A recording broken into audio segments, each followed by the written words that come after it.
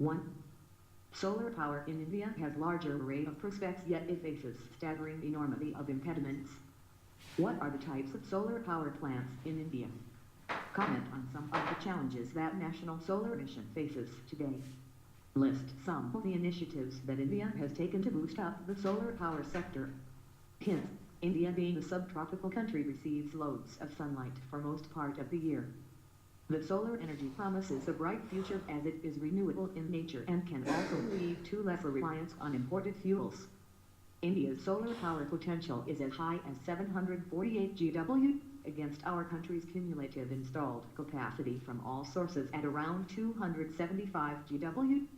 There are two types of solar power plants in India as 1. Solar thermal power plants. They collect and concentrate sunlight to produce the high temperature heat needed to generate electricity. 2. Solar PV power plants, designed for the supply of merchant power into the electricity grid. The solar power source is via photovoltaic modules that convert light directly to electricity. Under the Jawaharlal Nehru National Solar Mission, the government aims to increase the solar power production by 100 GW by 2022. But it also faces some challenges like few manufacturers. India has very few solar cell manufacturers whose combined capacity is 12 MW. But out of it, only 250 MW is operational because manufacturing companies in the US, China, Taiwan, Malaysia, and EU are dumping their cells in Indian markets at lower costs. The initial cost of installation is high in case of solar energy. GS scored 16 hints. Environment and disaster management. Land issues. Finding a suitable land is also a big challenge for solar power, as 1 megawatt of solar power plant requires somewhere about 5 acres of land and sometimes more depending on the type of the PV technology used. Moreover, finding a suitable lands which must be non-agricultural and unused lands with good solar irradiance is challenging. People are not aware about benefits of cleaner sources of energy. Lack of training and R&D. There is no optimum connectivity to grid. The lifting of solar power by the distribution companies is also a question mark because of their poor financial health, and because renewable energy purchase obligations may not be effectively enforced. Some of the initiatives taken by Indian government to overcome this are exemption from excise duty and concession on import duties on components and equipment required to set up a solar plant, a 10-year tax holiday for solar power projects, the subsidy of 30% of the project cost for off-grid solar thermal projects, subject to availability of funds. Special incentives for exports from India in renewable energy technology under renewable energy sector, specific says. Guaranteed market through solar power purchase obligation to states. A payment security mechanism to cover the risk of default by state utilities/discoms. The formation of International Solar Alliance has also aided in the process of promoting solar energy. Overall, the government is promoting solar energy on a war footing. 12. Oil spills has a devastating impact, especially on marine life. In this reference, explain how they impact the marine ecosystem. What are various measures to contain pollution from oil spill? Hint: oil spill is the release of a liquid petroleum hydrocarbon into the environment, especially marine areas, due to human activity, and is a form of pollution. Oil spills may be due to releases of crude oil from tankers, offshore platforms, drilling rigs and wells, as well as spills of refined petroleum products such as gasoline, diesel and their byproducts, heavier fuels used by large ships such as bunker fuel, or the spill of any oily refuse or waste oil. Chin oil spill is the recent case. Impact on marine ecosystem. Petrochemical could prove fatal to fish and animals up the food chain. Floating oil can be lethal to animals, such as sea turtles and dolphins that surface to breathe. Oil also poses a significant threat to seabirds that dive to catch fish. Floating sheets of oily liquids reflect sunlight, thus reducing the amount of light that percolates into the water. This stalls photosynthesis deeper down and affects the balance of the ecosystem. It will cause problem to mangroves in the region and hence will affect the rich marine biodiversity of the region. GS score. Hint: environment and disaster management 17. It also impacts the health of people living in coastal areas by causing irritation of the skin, inflammation of the eyes, and respiratory problems. Further, it will impact the livelihood of fishermen as oil spill affect their fish catching ability, coastal trade and tourism, and marine resource extraction activities in the region. Measures to contain pollution from oil spill.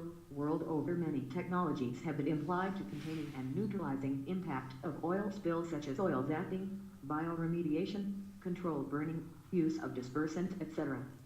Physical recovery, by restricting or arresting the spread of oil due to water currents. Once the oil is contained, to use a vacuum sucker to remove the oil. Bioremediation, it is a recovery method to control oil spill where oil-eating bacteria are used. These are three kinds, namely sulfate-reducing bacteria, SRB, acid-reducing bacteria, and general aerobic bacteria, GAB. Microorganisms such as Alchemivrex or Methyllocellus sylvestris can be used to break down or remove oil. Bioremediation can be pushed with oil zapping and bioremediation accelerator techniques. Controlled burning. Controlled burning can effectively reduce the amount of oil in water, if done properly, but it can only be done in low line and can cause air pollution. Use of dispersants. Oil floats on water because of high surface tension. Dispersants work by reducing the surface tension between oil and water. So, oil would dilute and it will fall to the ocean floor.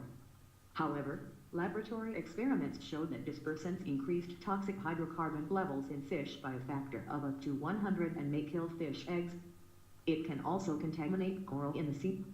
Solidifiers are composed of tiny, floating, dry ice pellets, and hydrophobic polymers that absorb. They clean up oil spills by changing the physical state of spilled oil from liquid to a solid, semi-solid, or a rubber-like material that floats on water. Solidifiers are insoluble in water, therefore, the removal of the solidified oil is easy and the oil will not leach out. As per the Geneva Convention 1958, every state must draw its regulation to prevent pollution of the seas through discharge of oil from ships or pipelines or resulting from exploitation and exploration of the seabed and its subsoil. It must take measures to prevent pollution of the seas from the dumping of radioactive waste and other harmful agents. The coastal state is obliged to undertake in the safety zones around islands/installations all appropriate measures for the protection of the living resources of the sea from harmful agents. Concrete steps are must to reverse the environmental impacts of oil spill. Associated concepts. Oil spill pollution causes. Oil spills may originate in natural or anthropogenic causes. Natural causes, such as oil that seeps from the bottom of oceans, which enters the marine environment. Crude oil is formed during long periods of time through natural processes involving organic matter from dead organisms. Thus, oil exists in many environments and may be naturally spilled due to various factors including climatic conditions, disturbance, etc. Such natural oil spills may occur in oceans. Due to eroding of sedimentary rocks from the bottom of the ocean, the effect may be similar with that of an accidental oil spill from human drilling in oceans, such as the recent BP oil spilled from the Gulf of Mexico. GS scored 18 hints. Environment and disaster management.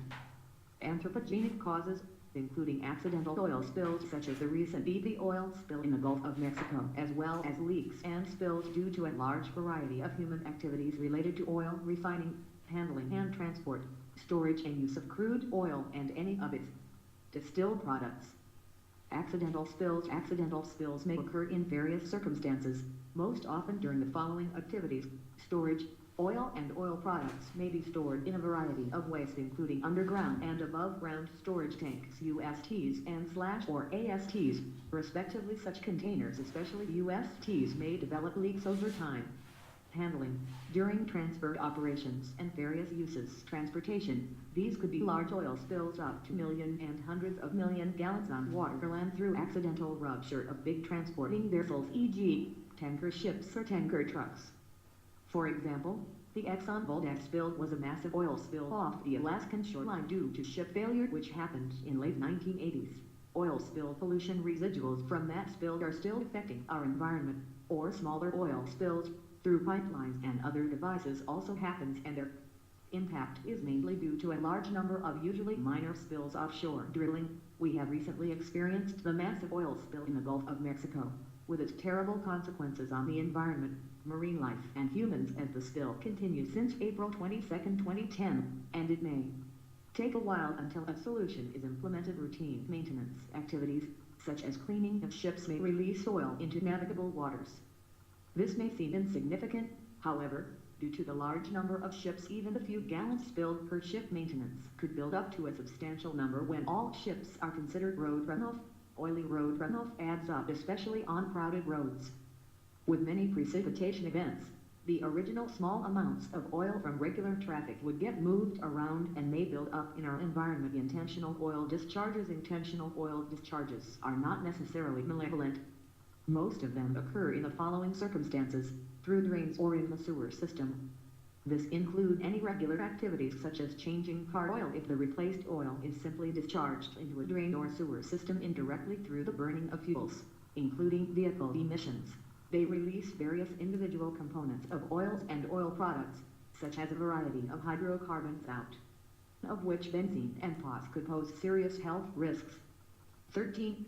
Western Ghats is one of the most significant biodiversity hotspots in the world. In this reference, discuss the importance of Western Ghats for India.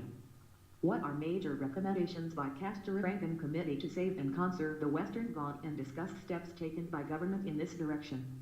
Hint: the Western Ghats are internationally recognized as a region of immense global importance for the conservation of biological diversity, besides containing areas of high geological, cultural and aesthetic values. The chain of mountains running parallel to India's western coast, approximately 30 to 50 kilometers inland, the Ghats traverse the states of Kerala, Tamil Nadu, Karnataka, Goa, Maharashtra and Gujarat.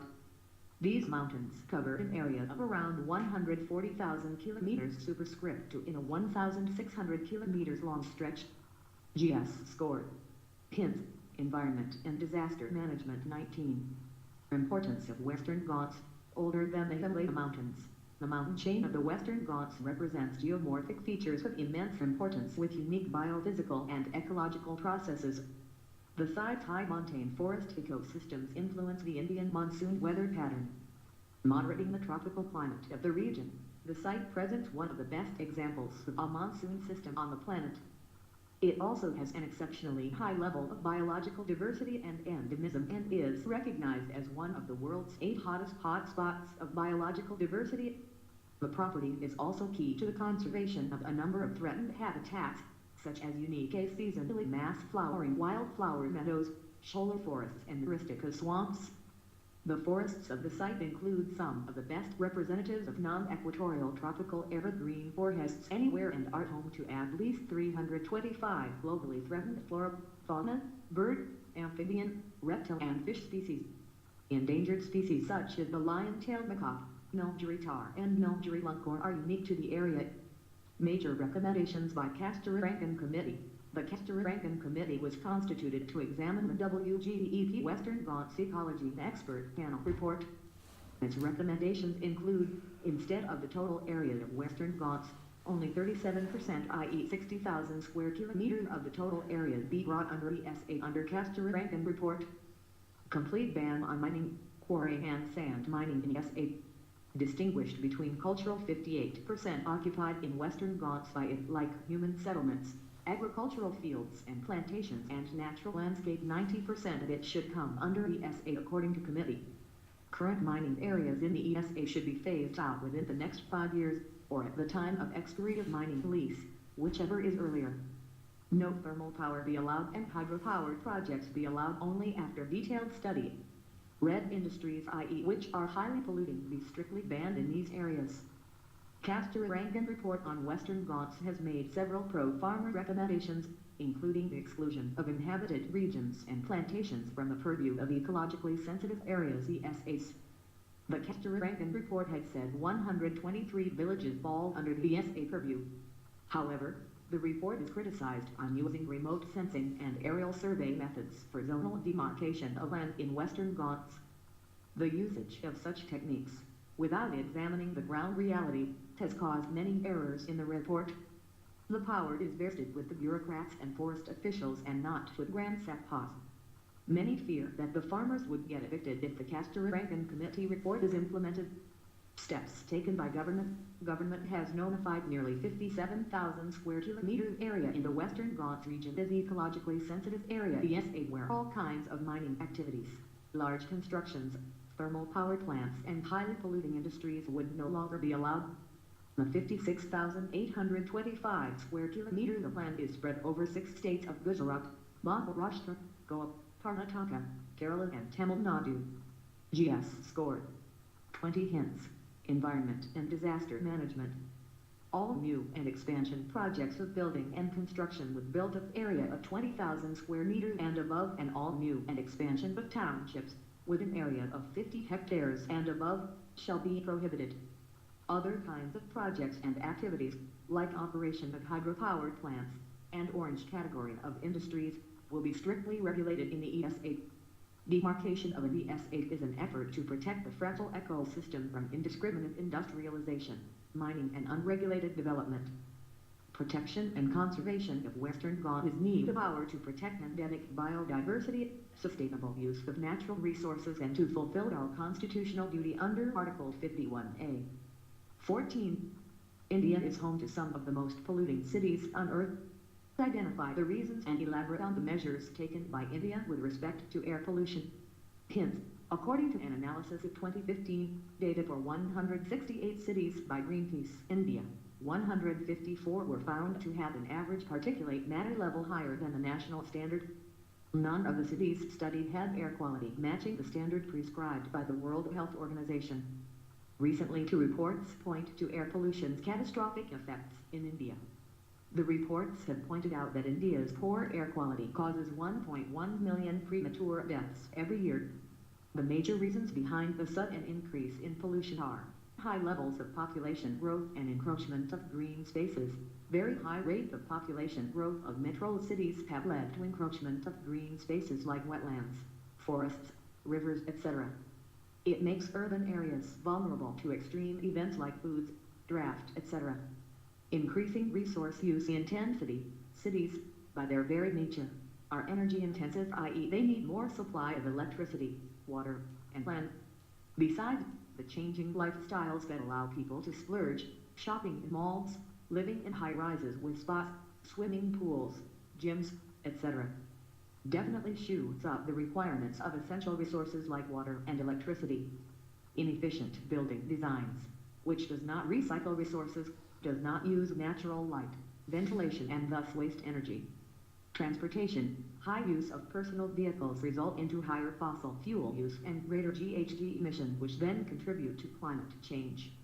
Slums and other illegal encroachments create additional burden on cities because their resource requirements have not been taken into consideration at the time of planning. These are also associated with most inefficient utilization of resources. Measures taken by the government to deal with pollution. Bharat Stage IV emission norms have been implemented in 13 megacities for new four-wheelers from 2010. Mass emission standards Bharat Stage II have been notified for 2, 3-wheelers and diesel-driven agricultural tractors from April 1, 2010 throughout the country. Stringent emission standards have been implemented to regulate emissions from in-use vehicles from October 2004. GS scored. Hints. Environment and Disaster Management. 21. Central Pollution Control Board and State Pollution Control Boards are implementing the Air Prevention and Control of Pollution Act 1981 to restore air quality. The mutually time-targeted program is implemented under Corporate Responsibility for Environment Protection (CREP). BS-IV emission standards have been notified for all the diesel commercial vehicles in 20 cities for the country, including SER and other metro cities. In Delhi and some other cities, most of the public transport is running on CNG instead of diesel. The government has also launched the color-coded National Air Quality Index in April 2015, along with the promise of more monitoring stations to continuously monitor the air quality. Recent government initiatives include the Notified National Ambient Air Quality Standards, formulation of environmental regulations, setting up of monitoring networks, etc. Associated concepts. Top 5 polluted cities in India. Unsurprisingly, Delhi was found to be the most polluted city, with the annual average for PM10 being 268 micrograms per cubic meter, or over 4 times the 60 micrograms/cubic meter limit prescribed in the National Ambient Air Quality Standards of the Central Pollution Control Board. Ghaziabad, Allahabad and Bareilly in Uttar Pradesh and Faridabad in Haryana followed closely, making for the worst 5 cities in terms of PM10 levels, the annual average concentrations being 4 times or more than the standard, while air quality in North and Central India saw dangerous levels of particulate matter. South India appeared to have comparatively cleaner air. All 10 of the least polluted cities were in the south and east, 8 in Karnataka and 1 each in Odisha and Tamil Nadu. Due to the Himalayas and the cooler weather as well as big industrial clusters, the levels of pollution are higher in the north. Southern India has the benefit of the mixing of sea breeze. However, pollution is a national level problem and has to be treated as such. Suggestions to control air pollution. People need to commit themselves towards maintaining air quality. Ultimately, the action at the individual level is what matters. There is a need for more publicity, transparency, and online readily available data which will help in reducing air pollution. Health-based criteria should become the basis of air quality regulations. Nutritional level of general public is very low and therefore their susceptibility and resistance to air pollution is also very low. The government, in partnership with non-governmental organizations, technical specialists and research organizations, needs to initiate a clean air campaign. This needs to take the form of legislation as well as behavior-changing approaches. Governments, both at the central and state levels, need to reassess their production and consumption of energy and work with partners for a low-carbon future. GS scored 22 hints. Environment and disaster management. Public policy must address the various factors that contribute to toxic air, without damaging the core activities that are crucial to economic growth, which requires coordination across sectors, from industry and power to transport and cooking. Governments at the center and local levels must also demonstrate the political will to tackle what is a catastrophic public health problem. Local governments must clamp down on the specific pollutants that are pushing their respective cities into the danger zone. 15. Capacity building is the most important aspect of pre-disaster preparation to mitigate the impact of disaster. In this light, discuss the various levels and methods of capacity building. Hints. The United Nations International Strategy for Disaster Reduction (UNISDR) defined capacity development for disaster risk reduction as the process by which people, organizations, and society systematically stimulate and develop their capability over time to achieve social and economic goals, including improvement of knowledge, skills, systems, and institutions. Sendai framework emphasizes the need for enhancing the technical, financial, and administrative capabilities of institutions, governments, and communities to deal with the risks at different levels. There are 3 levels of capacity development: individual, institutional, and enabling environment. Capacities at level of enabling environment relate to things as policies, legislations, institutional arrangements, leadership, political processes, power relations, and social norms. At this level, the National Policy for Disaster Management and the National Disaster Management Plan (NDMP) identifies the themes for capacity building, which include prevention and mitigation for risk reduction, effective preparedness and response, and recovery and build back better. The institutional level capacity pertains to internal policies, systems and strategies, arrangement, procedures and framework that allows an organization to operate and deliver on its mandate by enabling individual capacities to work together and achieve goals. The primary responsibility for disaster management lies with the state governments. The local self-governments also have a major role to play. A role of central government is supportive and supplementary. The overall coordination of disaster management vests with the Ministry of Home Affairs, the MHA. The Cabinet Committee on Security (CSS) and the National Crisis Management Committee (NCMC) are the key committees involved in the top-level decision-making with regard to disaster management. The National Disaster Management Authority (NDMA) lays down the policies, plans, and guidelines for disaster management. The National Cyclone Risk Mitigation Project aims to empower the governments, the communities at large, particularly women. The National School Safety Program is to build capacity of students and teachers for better preparedness. National Institute of Disaster Management (NIBM) undertakes training, research and development of national-level information base. NIBM strives to emerge as a center of excellence in the field of disaster management. The individual level pertains to the skills and knowledge that are vested in people, which include individual, communities, groups and teams. As per UNDP, the two methods of enhancing capacities are functional and technical. While functional capacities are needed to formulate, implement and review policies, strategies, GS score, hints, environment and disaster management 23 programs and projects, the technical capacities are those associated with particular area of need and particular sector requirement toward being. The emphasis should not be only on developing human resources, but also on developing the necessary infrastructure and institutional capacity for risk reduction. Capacity building cannot be the responsibility of the state alone. As the Sendai framework puts it aptly, we need an all-of-society approach. There is need to build the knowledge of civil society, communities and volunteers on disaster risk reduction and need to train people in the private sector such as private medical practitioners and engineers for medical response and disaster resilient construction respectively.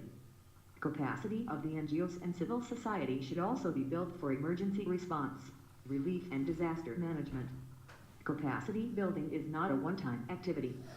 It is a continuous process. As the risks are dynamic, capacity building programs have to keep changing and evolving. The programs, projects and trainings for capacity building should be constantly evaluated to make them relevant and suitable.